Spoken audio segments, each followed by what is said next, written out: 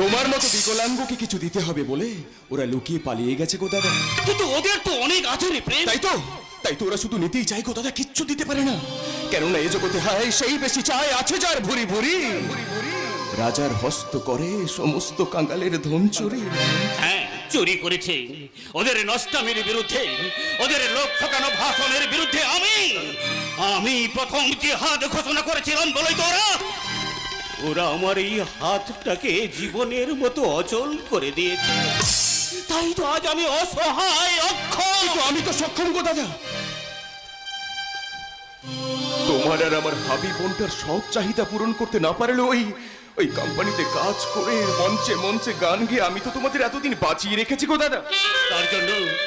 তার জন্য যে তোর জীবনটা মরুভূমি হতে বসেছে রে প্রেম। তুমি দেখো দাদা, ওই মরুভূমি একদিন মরুদ্যান হয়ে যাবে গো। আর তার জন্য তো জলের উৎস